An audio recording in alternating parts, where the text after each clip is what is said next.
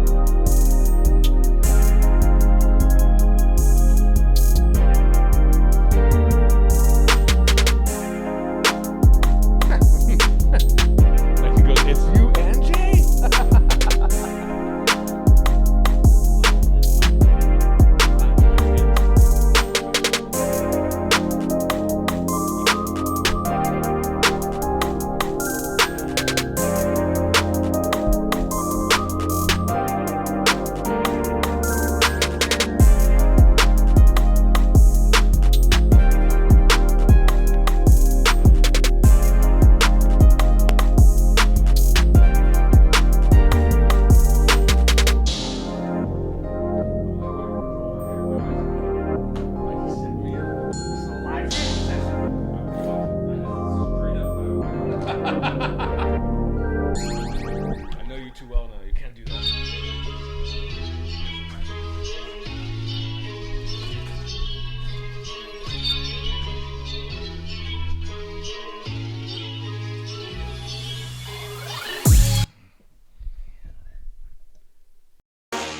Jay Massey is a full-time real estate investor. He's an entrepreneur. He also teaches people how to find deals, raise capital for real estate investments. Meeting Jay Massey in person, you'd think he's just a regular guy. He's got jeans and a t-shirt on and a pair of sneakers. But he's built up a multi-million-dollar empire. I hope you do have an empty notebook because it's going home filled. Jay gives back so much value that I've never seen. Now, at this moment, when I'm looking at the kitchen, things are going through my head. You want to be friends with him, and he treats you like you're the only person in the room, even though it's for the benefit of everybody. This is how, when you ask yourself, how does Jay do it? This is how. He tells people that they have to take action, and they have to take action now. I took the action, and the results have paid off. What happens when the marketplace understands who we are and how we go out there?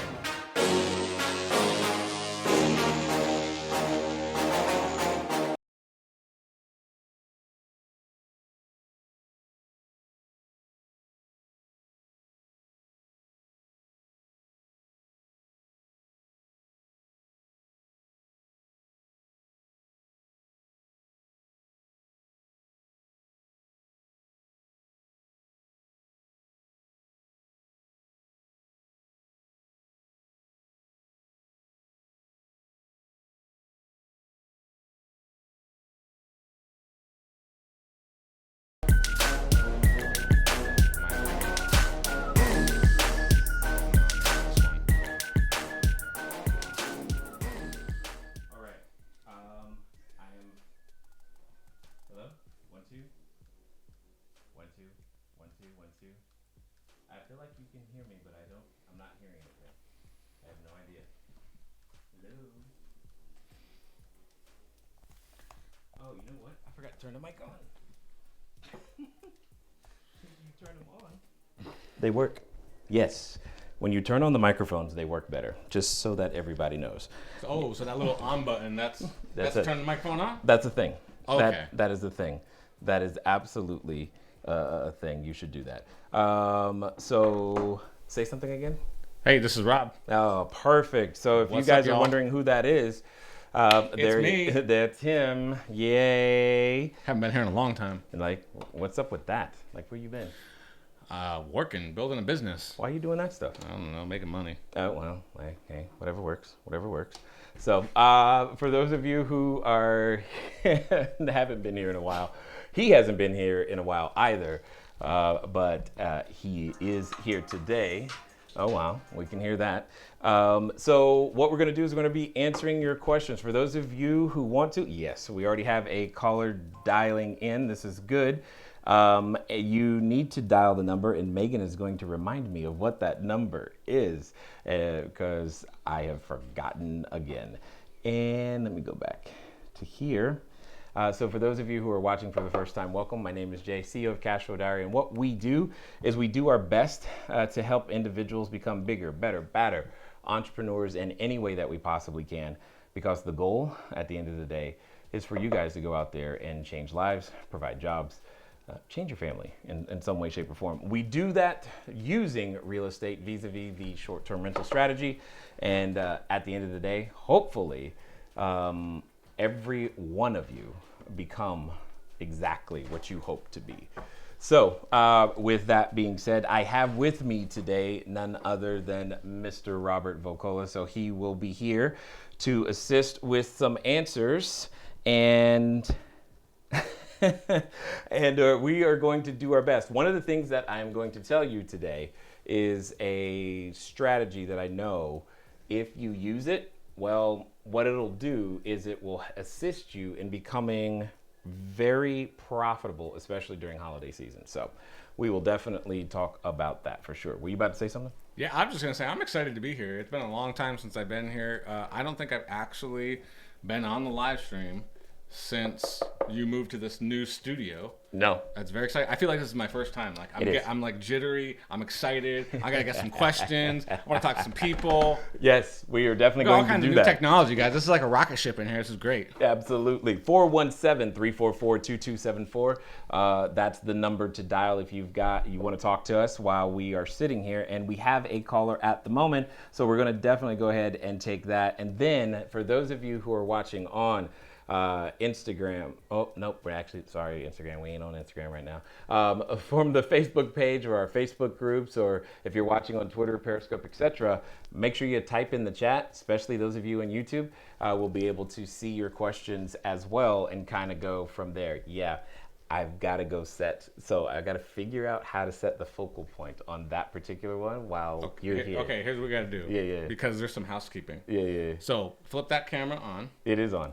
It's on right now. It's on me. Yeah, it's on you. Okay. Yeah, it's on now. Go fix that focal point. Yeah, well, okay, got it. Guys, we got something I need to do that's Thank you. super important. I have a very special guest that's watching the live stream today.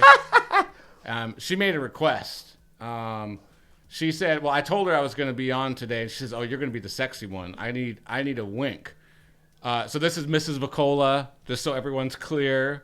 So Mrs. Vocola, this wink's for you. Love you, baby. I'll be home in a couple hours. Now we can get serious with short-term rental stuff. Okay.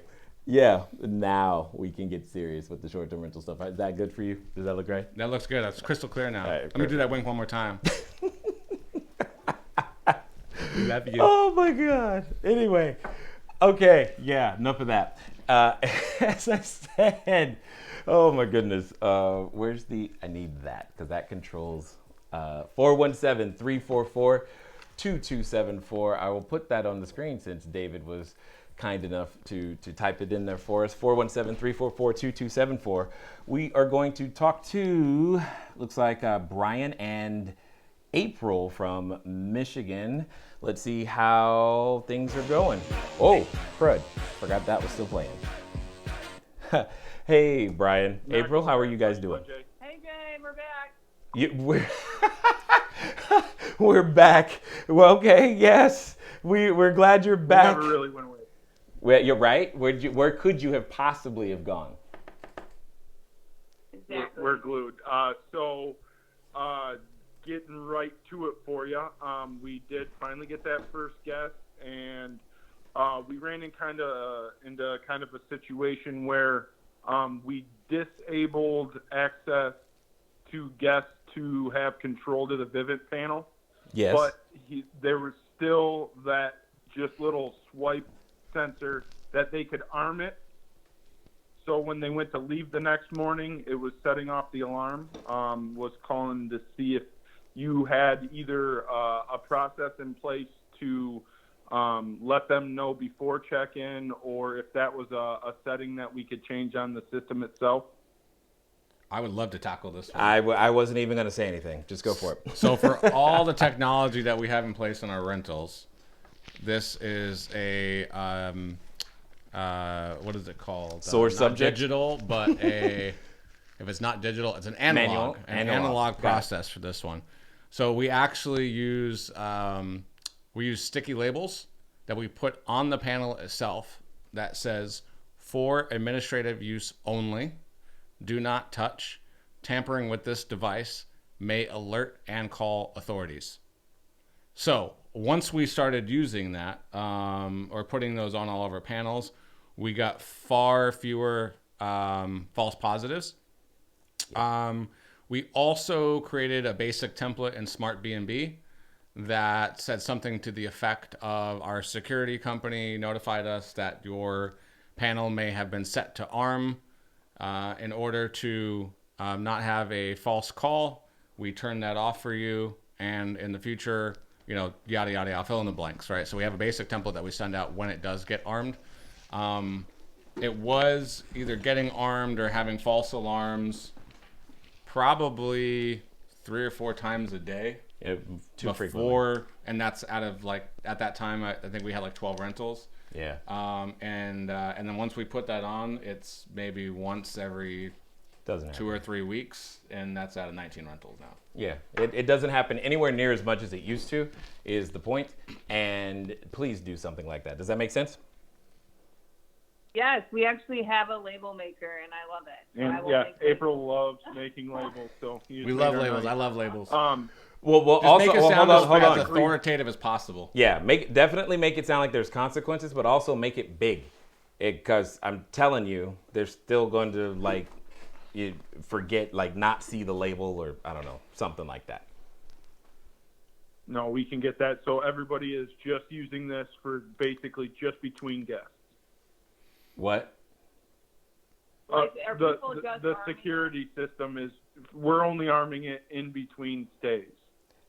Well, okay, yes, in theory, but if you're doing everything that we've suggested, in between stays is between 11 a.m. and 4 p.m. the same day. I mean, it's not even worth it because your cleaning crew's there. We hope so.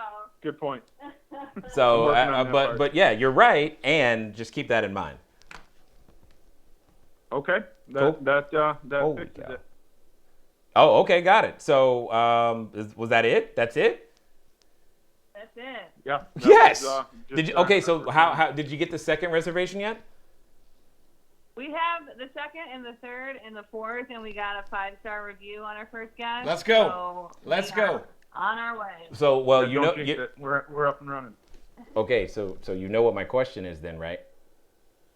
When are we getting our next unit? See, I love it. Yes. Yes. And the answer is? We do. We want a duplex or a quadplex, if that's what they're called. We want a multiple, so we're looking for it. Yeah, we're running into, like you had mentioned, the logistics of a single-family home. It's just, it makes more sense to scale when we've got more units within arm's reach of each other. It's almost like I predicted that. Almost, but good. We gotta start with one. One. I understand. Good job. I'm glad to hear it.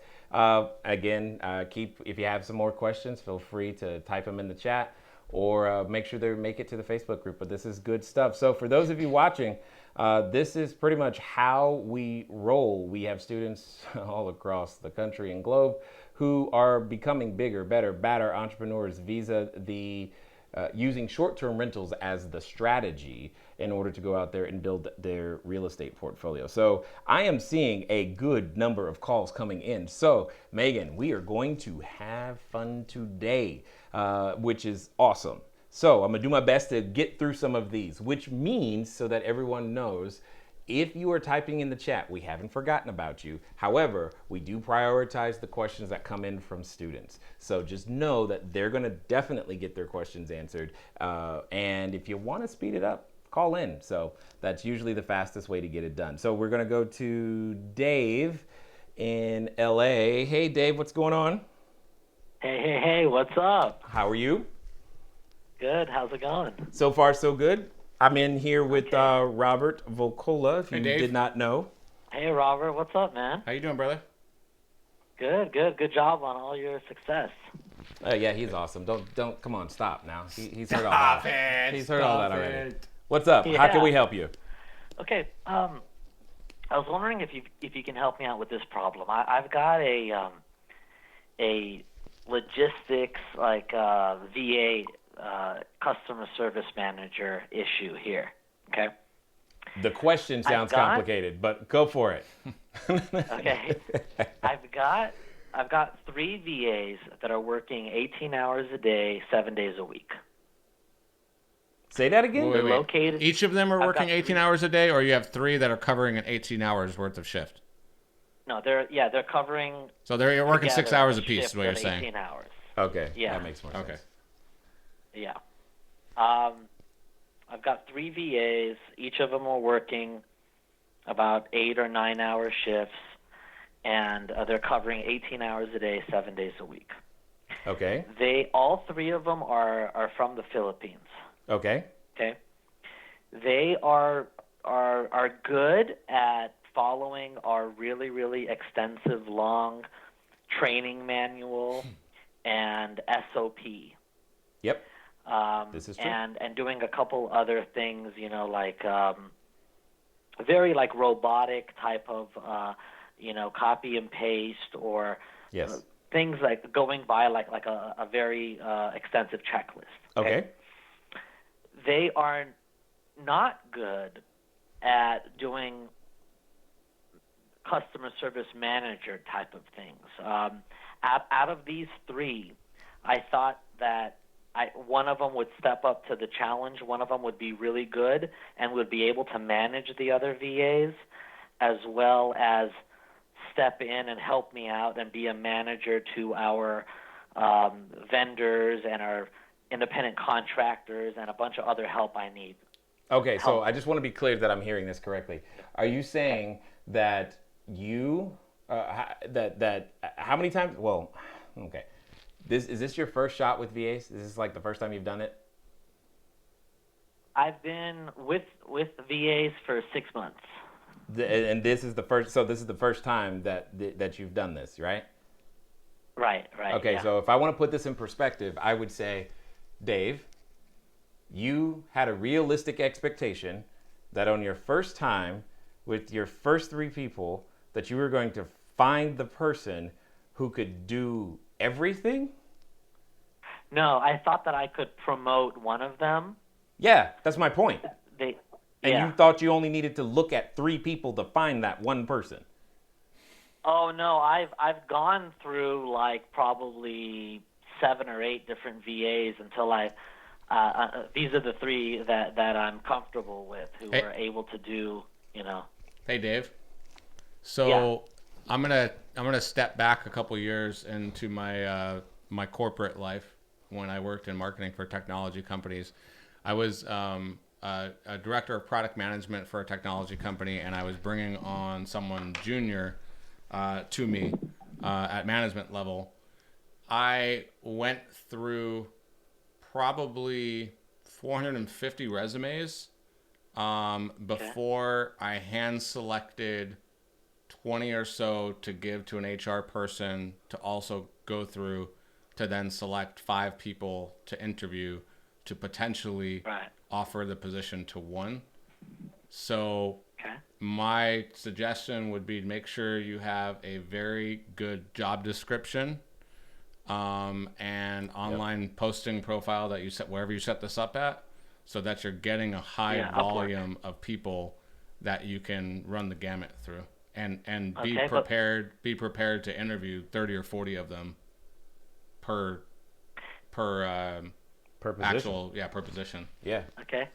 Well, my question is, I've got these 3 VAs. They're okay. They're good at doing like regular like VA stuff, but they're not good at other things I need help with. So I know. I need a customer service manager. Yeah, I know. And what Rob said is exactly, okay, so what he is telling you is exactly how it is done. I have never found a manager type. That is hard. And here's how we did it. We started with, well, in my world, it started with the manager type being on the U.S. side, Canada. She's in Canada. Yeah. I trained her, and then we worked on the job description, and I lost track of how many interviews she went through to build the team. I didn't care. But it was her responsibility ultimately to choose the ones that we started with. Now, from the ones we started with, we fired a lot of people and rehired a lot more. And we fired a lot of people and rehired a lot more. About firing VAs? Yeah, over and over again. Yeah. And then I told her, while we're going through this, be on the lookout for who the manager could possibly be. And I see. It was not. It was a lot more than. It was a lot more than 3 people who we had actually worked with that were there. Oh yeah. Okay. Yeah. Well, let me ask you this question. I've been thinking of bringing in a manager. Like, you know how you've got Megan. Yep. She's really good. Yep. I want to bring in a manager. I'll train the manager and have the manager help me out. But the thing is this, I can't figure out the hours that this manager is supposed to work. Because I'm working 24 hours a day, 7 days a week doing what I'm doing. Not all together, but like in different spurts, you know? I know, because you refuse to follow the system. But here's the deal. I'm following. Here's the deal, my friend. What am I? Wait. What part am I not following? Okay. Let me. Okay. I'll just wait here. Let me ask you. I have no question. idea, but I know it's not typically a good idea to ask that question. I got the automation. How many? Okay. How many units do you have, Dave? I've got 43. Excellent. Good job. How many units? How many cities are those 43 units in, Dave? Before I met you, okay. I was in multiple cities across the country. Yes. And since your retreat that we had about a year ago. Yep. Another one's coming up, by the way. I was convinced to only go around my own neighborhood, and that's where I've expanded to since last year. Okay, so what about those ones that were strewn out everywhere? Are they still around, Dave, or are they gone? Yes. Yeah, I still have them. Okay, that's what I'm talking about. That's part of what creates this stress. But that's a whole nother story, another time. Here's the deal. I just got a notification that we have the maximum number of callers on hold right now, so I'm going to speed this up so I can get to them and get more people. Things are going crazy today. I'm going to let Robert finish this out, but what I want you to hear really, really clearly is if there's one place where you can't skip these steps, it's this. You have to invest. There's a gentleman by the name of Aaron Walker. This is who I learned it from. I did a podcast with him. I don't remember the episode number. His company name is A View from the Top. Look it up. He is the one who basically told me, Jay, if you are planning on hiring anybody, you need to be prepared for anything that takes you an hour to do. You need to be prepared to train them for 30. I was like, not encouraged when he said that. Okay. And I'm like, let me just ask you, like, real fast. But I know you're short on time. Yeah, beyond. What hours is my customer service manager I was going to get to supposed that. to work? That's what I was going to wrap up with. Are you using Smart B&B? I hope so. Are you currently using Smart B&B, the app? I'm not using Smart B&B, no. Okay. Well, if you use Smart B&B, which the system teaches you to do, just saying, if you use Smart B&B, they have a metrics tool, and in the metrics tool, you can see exactly when you have your highest volume of messages coming in to all of your channels. Yeah. And all your accounts. Okay. So you use that to determine when you need to have the most people on. And then secondly, the other thing I was going to mention was when Jay says that he hired the manager and trained her, what he means is she shadowed him for many, many months. Yes. Like literally hand in foot, or hand in hand. So yes, you got to be prepared to put all that work in. It's not going to be just a training manual that you hand to someone and they're going to read it and say, and then maybe even you get so intense about it that you test them and they passed 100% on that training manual. It's not going to work until they actually sit and do the work with you. Yep. Yeah, I'll put in the hours. I just don't know what hours they're supposed to work. But I like the idea. I'm definitely going to look at what our high times are. But it's not just about dealing with the guests. The manager is dealing with all of our vendors. I know. Having issues. And that's how we got there. Invoicing and all that. I know. That's how we got there. And that's exactly why I'm saying what I'm saying. It's good. Dude, I got to get to the rest of these people. But it's on replay. You can watch it when the recording there is watch that part stuff over again. So, but I appreciate. What was that guy's name one more time? Aaron Walker, View from the top. Okay. See, Dave. All right. Great. Oh, sorry, Dave. Didn't mean to cut you mid-sentence, but I've got to get through. So, okay, cool. Ignat San Clemente, what's going on, sir? Hey, what's going on, Jay? What's going on, Robert? Good to see you guys. Hey, Nat. Yep. I am prepared to get to you. It's next Tuesday, right? Yeah, next Tuesday, December 3rd. Yeah, I'll be there. 6 p.m. I'll send you it's a I need the address and whatnot, but City Hall. Yeah, sounds great. I will do that. Is that it? Robert, if you're able to stop by, City of San Clemente, the short-term rental regulation approval. Yeah, we'll do whatever we can to help. That's what we're talking about. Awesome. Good. Thank you. I just wanted to check in with you guys. I know you got a lot of callers. All right. Thanks, Nice. man. Good to see you. Yep. For those of you who are wondering Good what that particular call was about, what happens is that from time to time, because we are all practicing the short-term rental world and strategy, I can show up to things to sometimes maybe make a comment and help in some way, shape, or form. And one of our students, Ignat, who you just heard, has already made some inroads in terms of getting city council to be kind of open to learning some things. And I'm hoping to help him with this approval process, et cetera, et cetera, et cetera. Anyway, we're all in this battle together. And that's just kind of how we work. So let's just keep going. All right. Yes, Megan, I got your note. I see there's more in queue. I am trying to take them out. Megan is now getting upset with me, but I'm going to do my best. Here's Robert from Arizona. How are you, sir? I'm doing good. How are you guys doing? So far, so good. What can we do for you? So my question, I had actually posted on the students only group. Oh, okay. And then Daryl said, "Hey, why don't you ask that in the Q&A tonight?" I'm like, "Great idea." So my question is, what are the most important marketing KPIs to track? Oh, okay. This is exciting.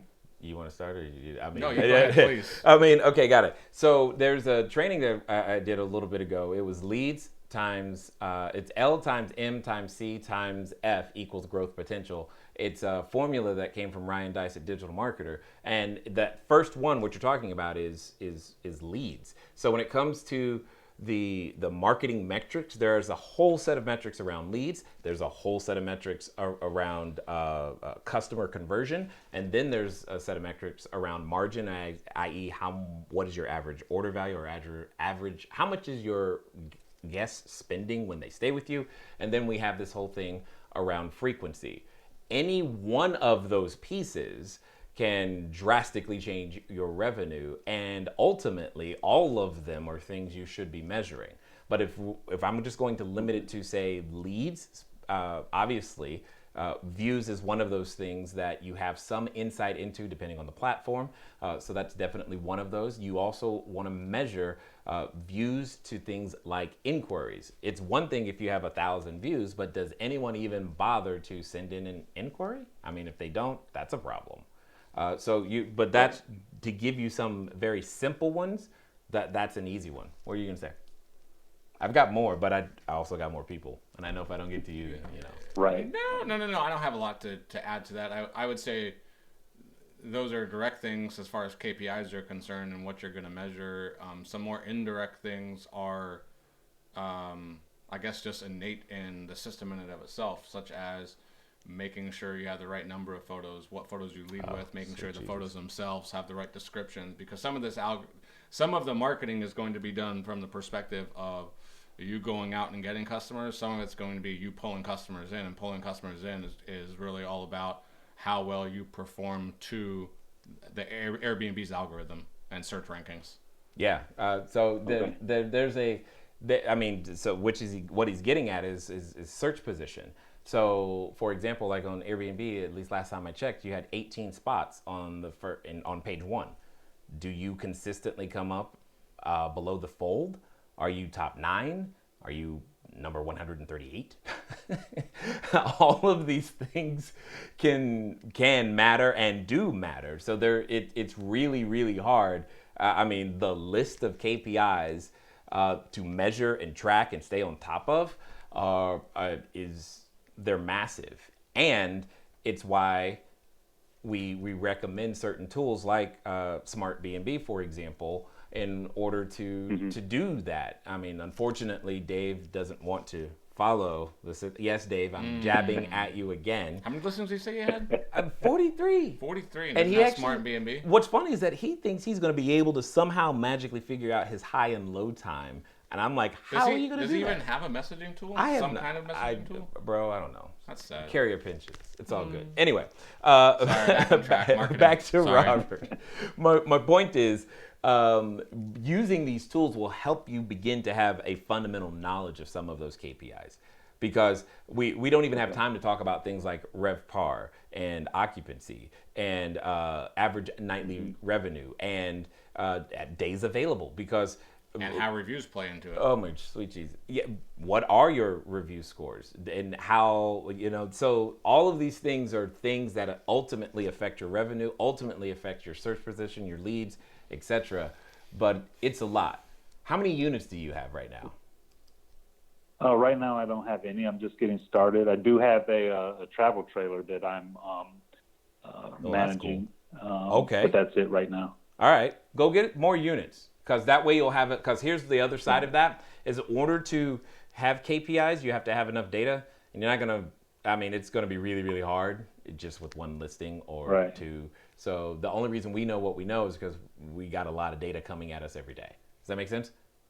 Got it. Cool. Yep. Sure does. Were you gonna say something else, or I'm gonna go? No, not related to this. So you can let him go. But all right, cool. Something. All right, Robert, I appreciate it. Right. We got to get going. Thanks, Robert. So, for those of you who one, still guys. want to call in, by all means, let me scroll back to what the number was. There it is. It is 417-344-2274, because there's actually room in the queue at this exact moment for you to call in. What were you gonna say? I was blown away. I actually saw in the comments a second ago that Davey says he's using Guesty. Still? I know it's a flat rate, but It's a percentage. No, I know it was. He said it's flat rate. Since when? He's paying. Well, he's probably a master negotiator. Maybe he got it. Yeah, maybe he got. So what are you paying on Guesty that makes it still worth it? Because I left because I could not stand their aggravation anymore. That would be an interesting. Did they convert? They didn't convert to a flat rate. Look it up real fast, because I'm curious. Looking it up. But if that would be interesting if they converted to a flat rate. Anyway, 417-344-2274, and we have Frank McCormick. It looks like South Carolina, and there you are. Hey, Frank, how you doing? I'm doing great. How you doing? So far, so good, sir. How can we help? Yes, I saw a message on the Facebook page. It was talking about basic and pro distinction in the relationship between Lodgify and Airbnb, and I didn't quite understand that. And the reason I'm asking the question, I was working on Lodgify today, and it asked, do I want to connect to Airbnb, and I haven't done that yet. I've got the website ready. So what did that mean when it's talking about basic and pro? Got it. So the difference is what is known as, say, an iCal integration. It's basically the technology that is used to actually connect your listing for the two softwares to communicate. One is known as with an application programming interface, or API, and the other is more, we'll call it old school iCal integration, and the biggest difference between the two is the time that it takes for the information to sync back and forth. Let me ask this question, Frank. Are you using Smart B&B?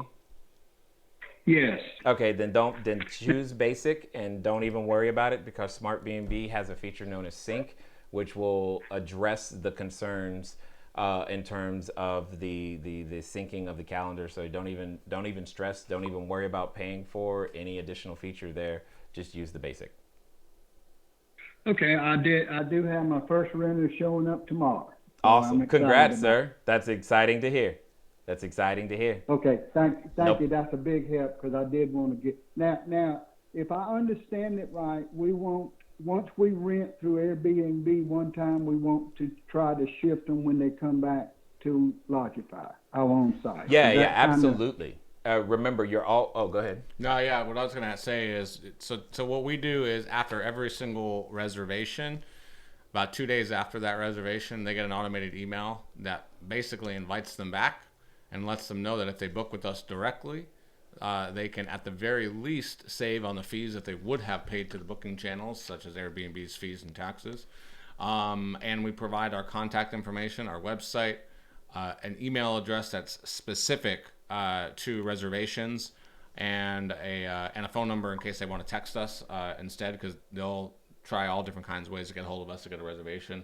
But that's just part of our process. And when guests reach out to us, and let's say we have a guest that wants to have a long-term stay, and they'll say something to the effect of, hey, this reservation's for 3 weeks, but I really need 3 months. Can you guys provide some type of discount? Can you accept, cash on site or whatever? We want to try to get this off the system. My basic response is, we can host you for any amount of time through the booking channel. And once you've made your reservation, then we can book with you again through our website, in which you would save some money. But you have to book through the booking channel first. I make it very clear to them that it is part of our host terms of service, that once they reach out to us on Airbnb, we have to take a reservation to them, and that's to protect us and our business. I understand. Okay, great answers, because those were some things, because I was going to throw that switch on Lodgify tomorrow.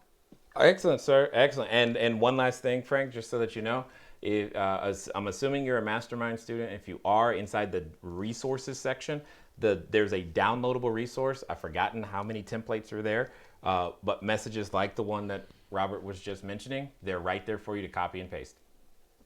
Yeah, I've got that on my desktop now. Perfect. I've already downloaded it. I love it. In fact, all of my messages on Smart B&B were pretty much those messages, because I kind of did away with the Smart B&B message. That was the goal. The training is super, because there's no way I would have pulled this off with renters tomorrow. There's no way at all. It's just incredible. Thank you, sir. We appreciate it, and congrats on your first unit and your first guest arriving tomorrow. Have lots of fun. Let us know how it goes. Okay. Awesome. Thank you. Thank you, too. You're welcome. Okay, so we got a couple questions that came into the Facebook page. It's two different people, actually. I think we should tackle at the same time. One is from Lorena Lynn, and the other one from Adele. Excuse me.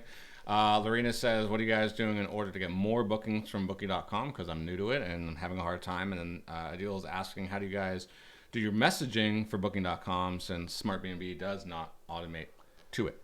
Got it. I'm going to take Adele's. You take Lorena's. Perfect. So, Lorena, I would say that how you get guests on Booking.com is similar to the other channels, but because it's Booking.com and their interface is extremely difficult to work with, it feels like it's a heck of a lot more work. But it's the secret sauce between having every single field that you can possibly have filled out, and getting your pricing right. If you're using Lodify, you're most likely doing a markup from Lodify to Booking.com, and there's a very fine line between being able to make more money on Booking.com versus having absolutely outrageous pricing. I would say for myself in this market, I have found that Booking.com tends to be more cyclical around typical international holidays. So anything like a major holiday like Christmas and New Year's, as well as just summer breaks and things of that nature, Chinese New Year, the hot months in the Middle East. Is it ever not hot there? But it's not like I don't get reservations like Airbnb where it's just a constant drip. I'll get bursts of reservations from Booking.com, and when I do, it's very lucrative. So in short, make sure every single item on every single listing is filled out. There's descriptions. I would also say that you should have and try to mirror the same types of policies that you have in Airbnb and hopefully HomeAway that you have in Booking.com. So, for instance, if you have a moderate cancellation policy in Airbnb, which is 5 days, and you should have, I think they call it the flexible cancellation policy in Booking.com, which is like a 7-day type cancellation. As far as policies are concerned, do everything you can to make sure they're as uniform as you can across the channels. Yep, and the only thing I would add to that is to say, to make it a little bit easier for you when he says make sure all the things are filled in, Booking.com gives your listing a score. There's a physical number that they give that gets closer and closer to 100. You want to get it as close to 100 as you possibly can, because that will make a tremendous difference. It makes a huge difference. So, and then where did Adil's question go? There it is. How do we handle messaging? It's not fun at the moment because, as you have no doubt said, Adil, it is not as automated as we would like it. No one is satisfied with it. I started doing something different recently, by the way. That's a little bit better. Okay, go for it. So, before I was just sending messages out manually through Lodify, primarily because I was getting reservations and they're, like I said, they were lucrative, but nowhere near the volume as with Airbnb. Right. In fact, HomeAway and Booking.com on my direct website was about 35% of reservations, as opposed to Airbnb being like 65%. Right. And of that, I would say of the total pie, Booking.com was 10 to 15%. So it was something that was manageable for me to do. However, I took the time to go into each of my listings and set up some of the automated templates that's directly in Booking.com. So the confirmation message that I would typically send from SmartBnB, that is plugged into Booking.com and that automatically gets sent. And my confirmation message not only tells them, hey, congratulations, we've got a reservation, here's the dates, times, location, but I also tell them here's what you can expect. And basically, we're going to send you a message right away that includes the rental contract and agreement for you to sign. And then 3 days before your reservation, you'll get the check-in instructions, and the day of your reservation, you get your door code. So what I do is I get that first initial message sent out from Booking.com, and then when I get messages come in, and I'm sure Jay being Jay will figure out a way to automate this, but I just use Google reminders. I literally talk to my phone to set a reminder on a date and time of when I need to send the messages for the other guest. But I am sure there's a way to automate a task. And one of the tools we use to actually create those reminders in Trello or something of that nature, which is, I will admit, is the preferred method. I just haven't figured it out yet or taken the time to do that. Yes. And what Rob says is very true. It's a very manual process. Right now, we're having those messages forwarded to a central email box that all of our staff have access to, and we're doing it manually that way. Now, with that being said, however, I have been on the phone, email, webinars with a number of different messaging tools and property management software companies, etc. And to a person, all of them have said the following words to me. We are working on the API integration with Booking.com. We have done everything that we can do on our end. Thank you, baby. We are waiting for Booking.com to finish whatever they need to finish on their end. And this is, again, I have been talking to multiple of these software vendors and providers. So they're not like icing out one of them. I don't know what's going on their end, but whatever's going on their end is what's holding up API integrations for a number of the tools, and which would suggest to me that whenever they figure it out, it's going to be suddenly like every tool suddenly has the two-way communication, et cetera, et cetera. There is one that I know of that I believe is the closest, because they said they've been in beta for a little while. My last message to them was trying to get me to be a part of the beta. Like, can I get in? I mean, something, can we see it? So I don't know if that'll happen or not, but I can tell you that, yes, Adil, you are 100% correct. It's an issue. It's being addressed. It's not being addressed anywhere near as fast as we'd like. That's for sure. But, it is what it is. Yeah, it should have been addressed yesterday. That's how fast we like it. I agree. Mike in Colorado, let's see what's going on with you, sir. Mike Word? I believe it's Mike Word. Mike Word? Hello there. Yeah, man. What's up? It's Mike Word. Yeah, good to see you, Robert. Good to see you. Or hear from you, at least. What's a good word? Yeah. So I got, I know, Jay, I put this on the forum the other day. What's but that? I kind of want to get deeper into it. I got this guest. It's the same guest that was, tricking me with their pet, with their service animal. Got it. And now they're, and they had a couple guests, extra guests that they didn't disclose at first, and then I told them, my security team informed me that there's other guests, and eventually they paid extra for those guests, and then they now that they asked for some more guests to come, two other coworkers, but they gave me a heads up. Close. I think they actually were there before they actually gave me a heads up, and then now they're asking for a 6-month lease. Okay. Coming in the near future. I don't know exactly when. They didn't give me an exact date. Okay. They said congratulations, they first would of all. rotate. Right. Yeah, thank you. You're welcome. They said they would rotate six people in this unit. Oh, okay. But only 2 at a time. Okay. Oh, so this is a company that's basically reserving 6 months for its employees or something? Yeah, well, it's actually just one of the employees, and I think that they work in a meat packing factory or something like that. And they just have 4 other people that are interested in also staying in the place, but supposedly not at the same time. They'd rotate 2 employees into this unit at a time. Got it. And I've done this before. That's fine. I've done these before. But I have a question. Is this business you want? Do you even want this? Because the tone in your voice is not as excited as I think it should be for 6 months of occupancy. So I'm curious. Do you even want it? You can say no. It's fine. Honestly, I don't mind. No. Do you want it? I don't mind. Why would you mind? mind? Shifted my it's because of the unit. I shifted from last week. I learned from being on the call that the unit is a 2-bedroom, 1 bath.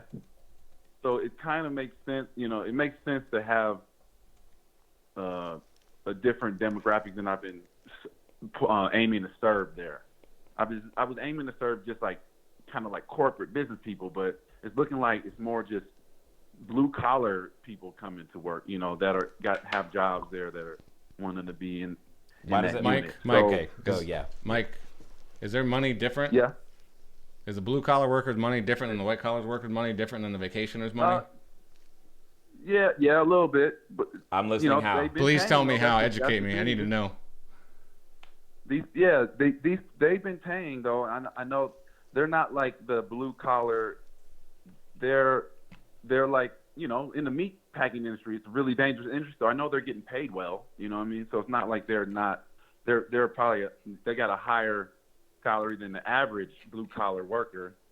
But let me ask you this. Actually, let me take a step Uh-huh. backwards. How many bedrooms you say it was? it's 2. Okay.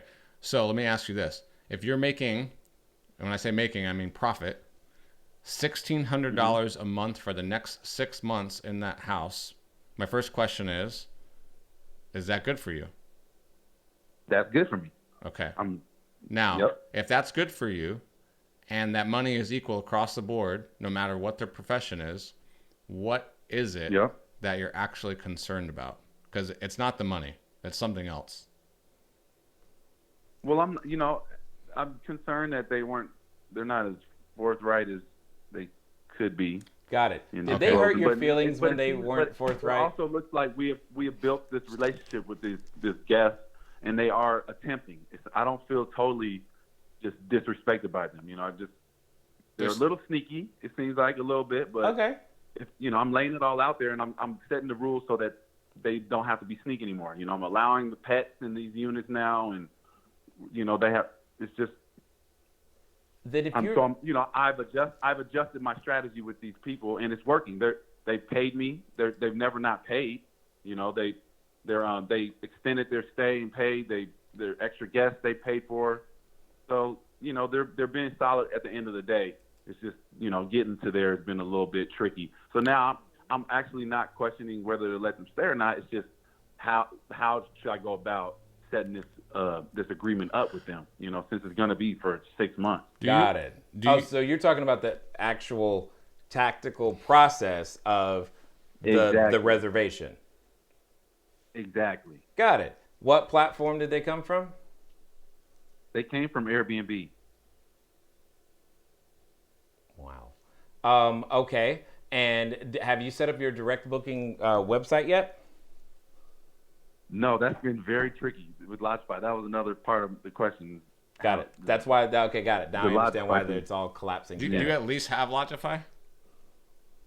I've attempted twice now to set up Lodgify, and for some reason it fell out the bottom for me. But my intention in the next week was to go back to that. I've also been working with Massey to get my book straight and all that too. Yeah. So it's like those are the two big things that I'm kind of got me in a little bit of a holding pattern.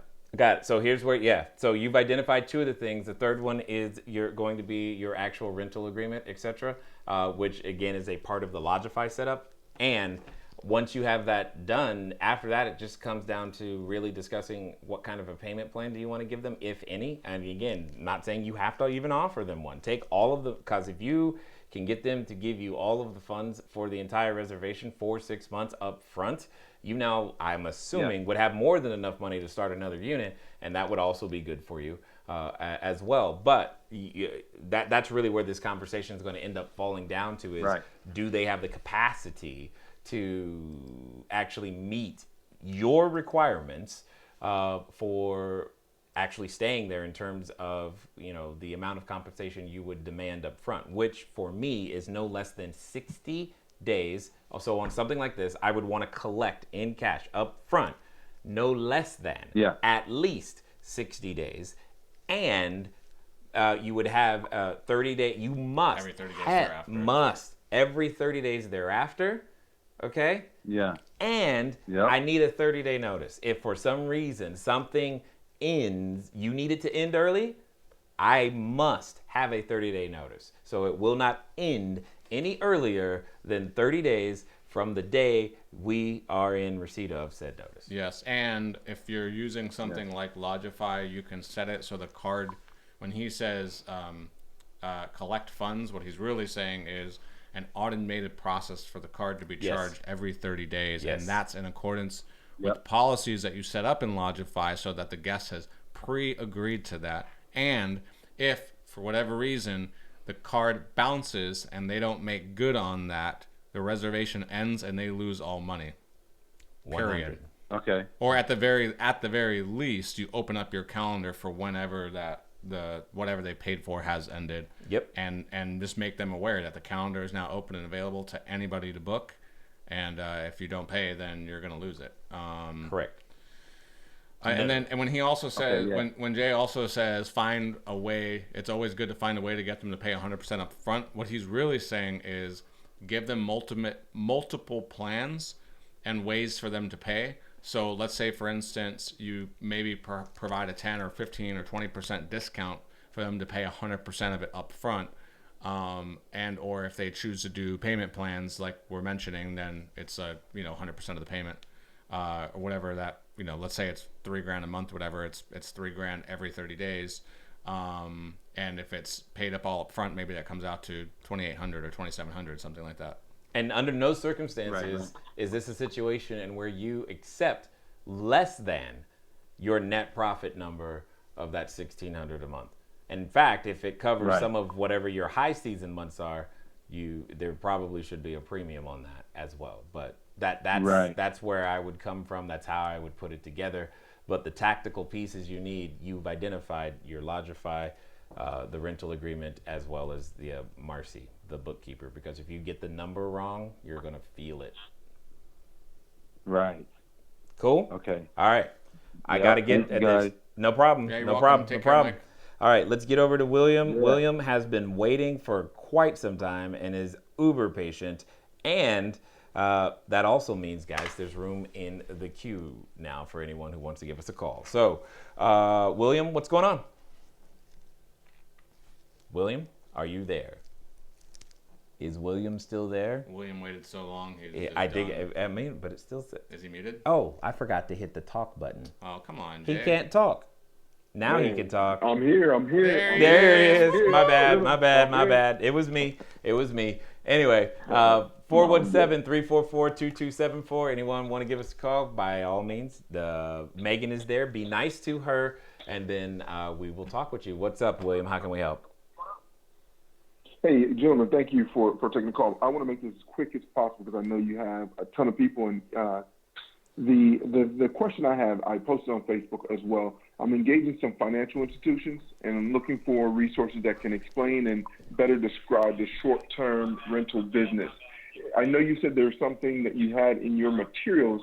When I go to tools and resources, I'm unable to basically see any tools and resources. They're all locked. I am a student of the Mastermind Blueprint or whatever. I don't know. I guess I'm trying to anticipate any other questions you may have to be able to better answer how I can get some of those resources from you. Okay, so help me understand exactly what is it that you are trying to present to whom, and I can probably direct you better. What are you looking for? What are you hoping to find? So as I build out my business plan and my business strategy to share this with someone else, someone who's not in the short-term business, like a financial institution, I want to have some of the resources that you spoke about. I wish I could tell you exactly what video and what slide, but there's some videos and slides that you were talking about how basically how you explain the business to your students. And I want to be able to give a 1 or 2 pager to my financial institution so that they can understand as I scale how I want to do this and how this business works. Does that make sense? Kinda. But I'm trying to understand, what is it that you're seeking from the financial institution, I guess, is better. Money. So I want to get money from them to lend me as I open up the next 2, 3, 4 units. I want to borrow that money and use that towards opening up more units. Got it. Understood. All right. So, I see. Now I think I'm beginning to understand where you're having the trouble. Is because they don't understand what you do, and you're having trouble telling them. Am I hearing this correctly? Well, no, I can tell them okay, and they're interested. And actually, some of the institutions said they don't do this or they don't do that, but I'm willing to do what you're trying to do because you're more doing a hospitality. Talking about me, I'm doing more of a hospitality spin, and not that I'm spinning it. It's just that's what we do. And so what I'm trying to elaborate on is how that business is not just real estate or not just the risk of real estate is different from the risk of hospitality, and I need to share that. And so as I share that in my 1 or 2 pager, I think you and I could be wrong, but I thought you referenced some resources that you've offered in some of your courses that will help explain that concept or that strategy. And so if I can utilize that as the blueprint and then use some of that information as I input that into my my one pager or my two pager, that would help me secure more money. I know what you're looking for now, and everything that we have designed is intentionally designed for landlords, not for financial institutions. That's the difference. Is that because typically where this conversation comes from, for the most part, is the new person who's trying to obtain their first listing or their first location, and they're talking to a landlord trying to describe it. So those resources exist, but they're not in a format that's going to necessarily help a financial person in any way, shape, or form at all, because that's not even what they're designed to do, primarily because the majority of the lending institutions that I have spoken with personally and interviewed and blah, blah, blah, blah, blah, they're still having trouble putting together the correct underwriting model, specifically the correct underwriting model when the real estate is not a part of that model. So, which is like that's the whole thing. Does that make sense? I've not yet, and I'm open to it. I would love for him, hey, send them my way. We can have a conversation and we can figure out the format they want stuff in that'll make sense. I'm down. Now, short of having that, the only thing that I have found that is a way is, but it only matters once you've gotten started, is that there are a number of companies who will advance you against your future revenue or existing revenue in some way, shape, or form to help you get some additional capital going.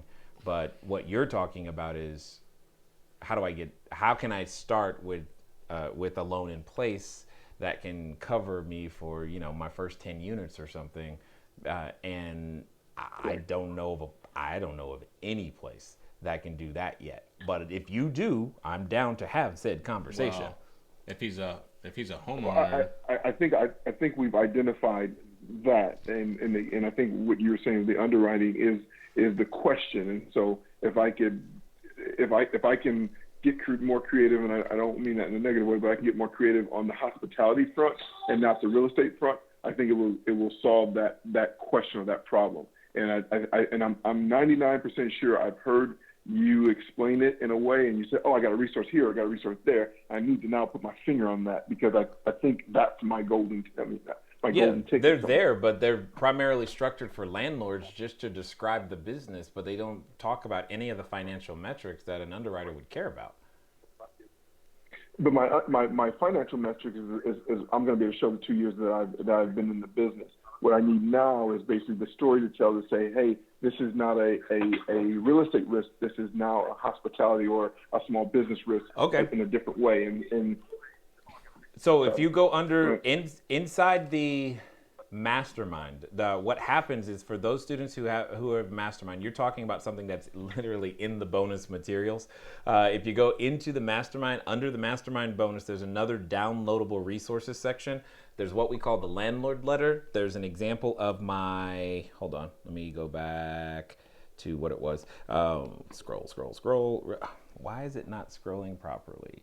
So I'm going to, there it is, resources. There's a business card template as well. That's also there. And then there's I forgot what we called it. It was either the flyer or the leave behind, because it's a two-sided PDF file with an example of here, let me see if I can find it right here. Oh, are you on that link? Would you mind just placing in there, just so I don't take up too much more of your time? Yeah, that's what I'm doing. So if you look at, I don't know that you can see the screen right now, but right here, this is the template for the landlord letter that I'm referring to, and then I'm looking for that's the lease agreement. There it is. The pitch packet is what I called it.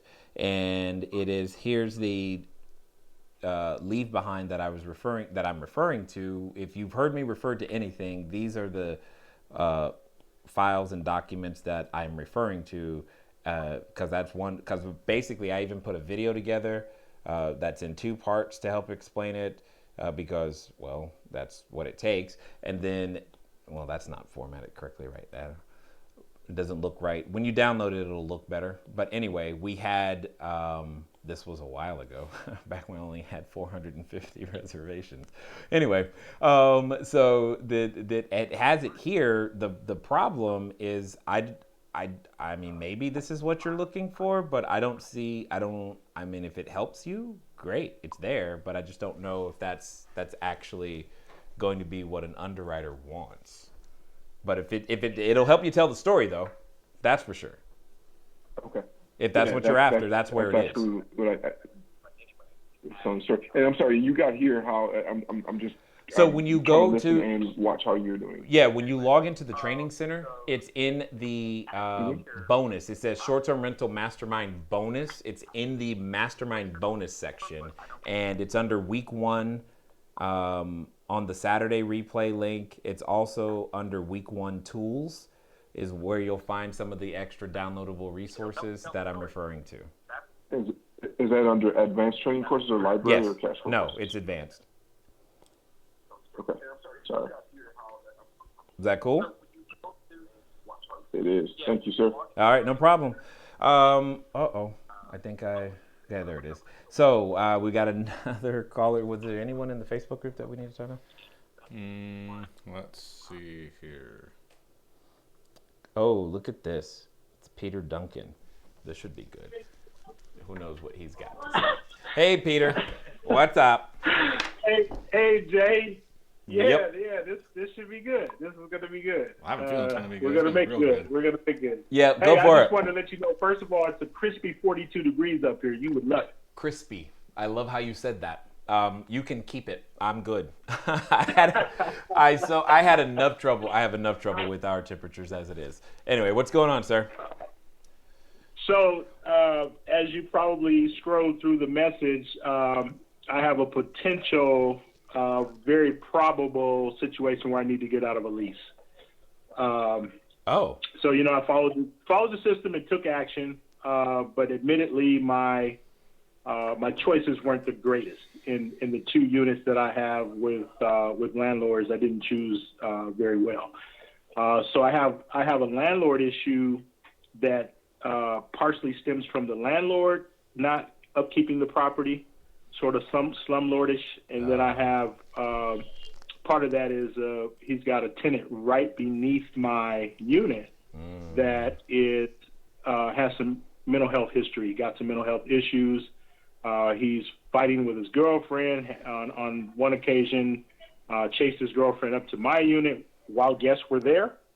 The police were called. Last week, I had a 7-day booking that came from Verbal, and on the first night, they were canceling. They left the next morning.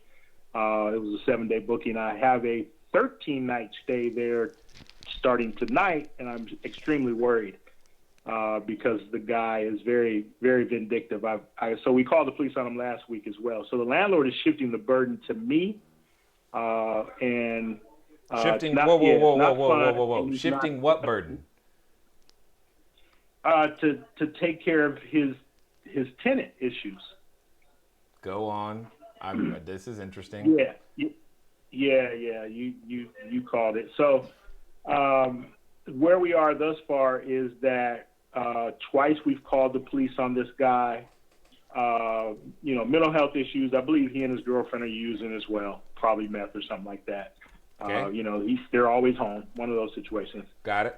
I don't have any evidence, but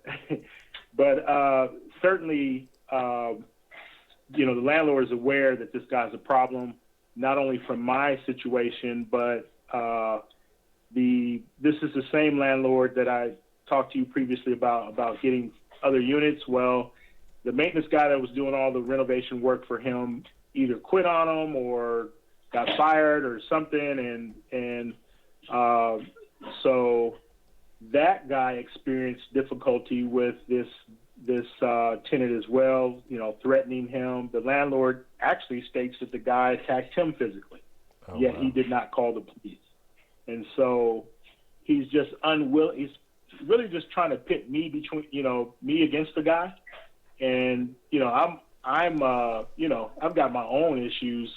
I'm trying to run a business here. I'm not trying to, So be what a do you property want to manager. do? So What do you want to do? Tell me what you want to do, and I can give you some thoughts. I want to get out. Okay. I want to go. Then, then what you need to be able to document and again, I would have to examine your lease. One, and because I'm about to say what I'm about to say, let's be really clear. I am not. I know you're not a lawyer. Yeah, thank you. I know you do, but I just got to say it because, it is what it is. And yet at the same time. Are you a therapist? I'm not. I'm definitely not that either. Are you financial advice? Are you a lawyer, Robert? Are you the lawyer? I'm not a lawyer, not a therapist. I don't give financial advice. But you can put your head on my shoulder. Yeah. I give good hugs. Yeah. Yeah. Good cop, bad cop. Right. That's the idea. So what it comes down to at this point is you just need to, talk with the landlord-tenant attorney, and just there's going to be, at least in most states, there's a certain amount of documentation that you need to make sure you provide or that you have in case the landlord tries to enforce the lease against you. Because basically what you're telling me is everything that you're telling me says that he's violating what is typically known as quiet enjoyment. That's one of the promises the landlord is making. So the promises that he has made to you in the contract, he is not fulfilling on. He has no ability to say, well, you fix it. And there are so many reasons why you shouldn't, and I'm pretty sure he wants to maintain equitable interest in his property. So I'm just going to go with, if you're looking to leave, I'm sure you've got documentation of everything that's happened thus far, and making sure that if for some reason he wants to enforce that you stay, then you'll have what you need should it come down to him hiring someone trying to make you or make you collect, etc. Now, with that also said, I'm hoping you followed the template that we put inside the materials, because if you did, one of the other things you have available to you, which is a more gentle way of doing it, is to find him a replacement tenant, someone to literally take your spot and you leave. But at the same time, that doesn't solve the problem and just creates a new issue with this person who is now living there above the same situation. So with all of that being said, I'd talk to a landlord-tenant attorney, find out what it is that you need to have according to your local, was it Seattle? Yeah, Washington. What you need in Washington to effectively prove that he has broken the contract, and because he has broken the contract, because there's usually a very clear and formal process that you, the tenant, can follow in order to then move. Now and depending on the law there, he may actually even owe you some money and all kinds of extra stuff. So, but you just got to figure out what that is. Okay, and then just to follow up on the quiet enjoyment, is that implied in generally every lease, or is that spelled out in the terms that we have? It's usually both. It's usually both, but again, I haven't seen I don't know the document you signed, so, but it's usually there. And this is basically what I had, I just need to hear it. I pretty much figured that when a landlord enters into a contract, there are certain duties that just automatically accrue. So yeah, he's got a problem. It's not your problem, and what you have is a responsibility to your tenant, and you just need to make sure that your fiduciary responsibility to him ends in a way that is defensible. That's really all I'm after. I mean, if I wasn't concerned about it being defensible and you having integrity, you just pick up and leave. But that, don't want to do that. Does that make sense? Yep. Okay. Excellent. And just so you know, my suspicion is that there's more going on with the landlord in his life somewhere that's preventing him from being able to do what it is he needs to do. I don't know what it is, but there's probably more to his story as well. But that's just food for thought. Yeah. Yeah, I think maybe he just bit off a little bit more than he can chew. He's worked for the city of Seattle for a long time. This apartment complex, 16 unit, is in SeaTac, which is, and his home is right around the corner. And I think he loves Section 8 tenants, but at the same time, he's beautified the inside of each unit. He's renovated each unit, or was in the process of renovating every unit inside before he got into it with his contractor. Contractor claims that he wasn't paid fully. Landlord claims that the contractor ran off with the money. So there's all kinds of junk going on. Yeah, so this is I'm hearing inexperience. This is one of the reasons why I like getting people started today with short-term rentals first before they start buying buildings and whatnot. But I'm hearing inexperience, and basically, ultimately, what this turns into is honestly, if someone who knew what they were doing actually wanted to buy the building, fixing all of that stuff it's totally fixable. For the right price. It's totally fixable. So. Anthony says, tell the landlord to kick the guy out, and you'll take that unit too. That's definitely workable. That is also a solution. A better answer, that is a great solution for sure. But it doesn't sound like he knows how to process an eviction right now to me. I'm not hearing that. Exactly. So if that were his true intent, because we discussed me taking several units or all of the units, and he put on as if he wanted that, but he's still accepting Section 8 people, and he knew about this guy long before I got there. So he's just using me to get rid of the guy, which is costing me money. Yeah, absolutely. And heartache. It's not your responsibility. It's his. So it's up to you. That if you want to, there's a path to you owning that building. There's a path to you leaving. There's a path to you getting more units. Whichever one you want, the choice is yours. Just document and you'll be fine. Cool? Okay. All right. We get over to guys. All right, thank you. Thanks, Jack. All right. Take care. So I'm coming for that hug. What? Mike has another question. He wants to know if he can call in, but here's the thing. The question could probably take up a whole Q&A. And that is, how much do we pay for a manager? What basic roles do a manager serve? What calendar platforms does Logify actually synchronize with? Sorry for so many questions. Thank you.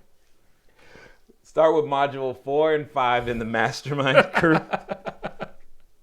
Because that's going to get you started in the correct direction. All right?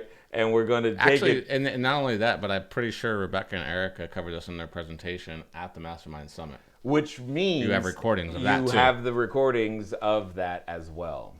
So I would encourage you to review that. That was on really day good one. Session. That was a very good session. That was day one material too.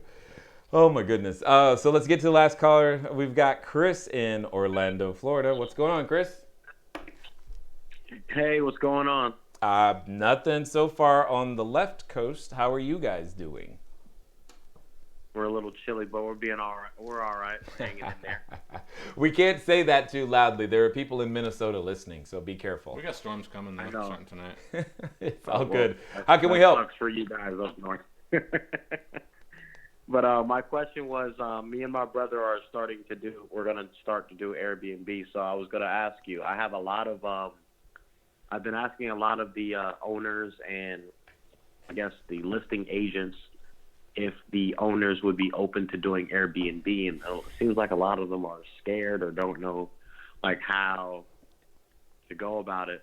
Like, what do you recommend? How would be the best way to approach an owner or these listing agents that don't know anything about Airbnb, but we want to make sure they get their money? Got it. So let me I'm gonna let Robert get this one because I can hear him. He's dying to do so. But I'm curious. It's just a very simple question.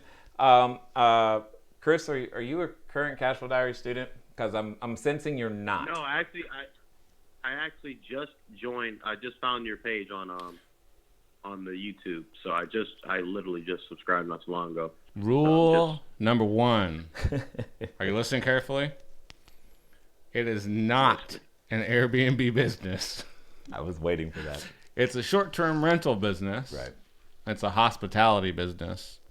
Airbnb is a marketing channel in which you get one place where you get your customers. One of many, many, many, many, many, many, many, many places. And under no circumstances ever use that terminology with a landlord. They will kick you out before you get your foot in the door. Which I think he's experienced that so far. No. That is what it sounds like. He's not getting very far. One of the things that I'm going to encourage you gently / strongly / please go do this, is go to cashflowdiary.com/star, STAR. It's a 97-ish minute presentation, and we'll go over some of the basics of how this industry is to be presented, who it is that we are, what we're doing, how it works. There are a number of individuals, many of whom are probably watching right now, and don't get me wrong, are there people who haven't used our information and made money? 100%. And are there people who have used our information and made money faster, better, bigger businesses, all of these things? Yes, because the opportunity is so great. People have tripped over it. But if you're looking to become that professional operator that can scale to tens, to dozens, to multiple dozens, to hundreds of locations, that's kind of what we do. And there's a very specific step-by-step process in that conversation that we have. And having it, I could tell you the words, but when you don't understand the rationale behind the words and how it's supposed to work, it doesn't work for you. Because and yes, you just said you literally just stumbled on the YouTube page, which I think is amazing. And at the same time, one of the things that I've always said and continue to say is that you can't just have expert tools. You have to know how to use expert tools expertly. And that's the thing, is you must have both of those, because it's simple. The expert tool is, and again, we go over this in the presentation at cashflowdiary.com/star, but the expert tool is what to say. Here are the words. The words are very simple. It's like, hi, Chris, my name is Jay. My company and I, we're looking to lease a number of properties in the area. Are you the right person to talk to about that? Those are the words. There are that's the words. That's how the conversation needs to start. And there's a process and methodology to understanding how to answer, or what you were talking about is where do you get your customers from versus what it is that you do. And when you understand how to separate those two by understanding who it is that you want to serve and how to explain that to landlords, then doors begin to open. Like I said, though, everything that I'm saying to you at a high level is what we talk about in detail inside the Mastermind Module 1, 2, and 3. It's for those who are our Mastermind students, they get a 6-hour training directly with me in group form that we're doing, not this Saturday, but next Saturday. Anyway, that they do with me to make sure they get started the correct way, because there is so much of this business that's done on the front end that has to be done the right way from the beginning that allows you to scale. And I think I heard you say you were trying to work with realtors, which is harder to do, but can be done. However, many of our students have found that when they've learned how to do this conversation, they don't need to work through a realtor in order to make it happen. So I understand where you are, and we have a number of students in the Florida area. So we would love to have you, but it's really difficult for me to try to recreate 4 hours of training right now. Therefore. Oh yeah, no problem. I appreciate the insight. I definitely appreciate it. Yeah, And, cashflowdiary.com/star. Yeah, and I just to let you know, I was everything I said was true, but I was just being playful with it. It's a short-term rental business, and 100%. Yeah, you'll make a lot. Put it this way, you'll make a lot of money through Airbnb, but you will also make more money per reservation on just about any other channel. Just about any other channel, 100%. So, anything else, Chris, or is that'll help you right now? Yeah. Last question. I was considering just because we're in Orlando, Florida, home of Disneyland, and tons of people want to come here. You mean Disney World? All the time. Disney World or Disneyland. Yep. Yeah. We're Disneyland. Your world. Yeah, we got the world here. Yeah. I was saying that if I could maybe get an apartment on my own and then do it that way, would that work? Well, when you go through our system, you'll understand that you should be using an entity of some kind. So we tend to recommend that you talk with your attorney for which legal entity structure to use. That's right for your situation, but to use a entity structure for your situation, so that as you go out there and operate, you have the proper protections in place, especially with your insurance, etc. So the majority of our students do it, quote unquote, on their own. No problem. So it should work for you just fine. I don't see why it wouldn't. Is that cool? Thank you so much, and I'll be logging onto the website now. All right, Chris. Thanks for calling in. Thanks for calling in. Take care. Talk to you later. Okay, so Shelton just called in from Hawaii. Who? Big Shelton. Because I said it out loud. I kind of have to answer, don't I? I can't just go, no, I won't talk to you. That would be wrong. Yes, you have to answer. And that's probably one place where the weather is better than here. Let's find out. Yeah. That would be at least interesting to find out. Let's see if he's there. Shelton, how you doing? Hey, Jay, how's it going? Good. Is the weather better? What you got? Oh, gosh, it's Hawaii. What do you expect? Yeah, I know, right? Beautiful. I know. I'm not answering that question. Of course it is. He's like, dude, what are you talking about, man? Yeah. What's going on? How can we help? So I got, so we're in a 30-day market, right? Yep. So I recently got a booking that I was fearing what would happen. So we're booked till December 17th, and then we just got a 75-night booking, but he's not checking in till January. Oh, what was it? I'm sorry, I got it backwards. December 21st, the guy's checking out. This guy's checking in on January 17th. So I got like 28 days or whatever, 25 days of vacancy. Yeah, I think, okay. And you're probably about to ask me, how do I fix that? Yeah, I'm like, what? This was my worst fear. I was like, man, what happens if something like this happens? But on the good side is the 75-night booking. He took like top dollar. He didn't even negotiate a price. He was just like, I'll pay whatever you got, and it was nice. It was a nice payday for that one. So Got it. I'm just trying to see what I do for this vacancy. It's a good question. Charge more. Yeah. Okay. Well, he's not wrong. But I'll say it differently. You've got a few days. What can you sell this person, the one who's either leaving or the one who's arriving? How much revenue do you need to cover that gap of days, those 25 days? What can you sell either of them? Hey, Mr. who just paid 75 days all up front with no discount, we happen to have a car rental. We happen to have airport transfer. We happen to have additional cleanings that I've decided to mark up 50%. We happen to have surf lessons. Oh, that's right. It's Hawaii. Right. We have all of these things that many of our guests have taken advantage of during their time here. Which of them would you like? Here's package A, package B, package C. And then for the person that's leaving, offer them some cleanings. Offer them the same thing. Do you see where I'm coming from? Yeah. So yes, we're charging more, but you are creating packages of somebody else's service that you can resell. So let me say it another way.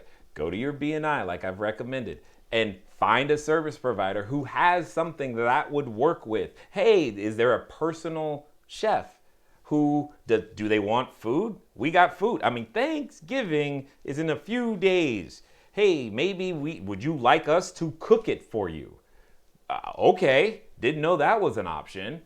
But do you understand where I'm coming from? Yep. So it's that type of creativity that's going to bridge that gap. And here's the fun part. Once you develop these packages, guess what you get to do? What is that? What's that? What is that?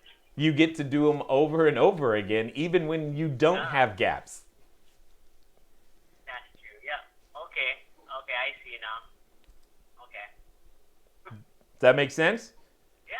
Yes, that does make sense. That sounds pretty cool. I mean, and in Hawaii, you've got too many of these options. As soon as I started saying it, you were like, oh yeah, my friend does. And I know you probably, that just started happening for you. So go talk to those people, make something happen, help them make money too. They're going to start to love you. Kidding me? It's going to be great. Got it. All right. Okay? Yeah. No problem. Thanks, Jay. No problem. I'll talk to you soon. All right.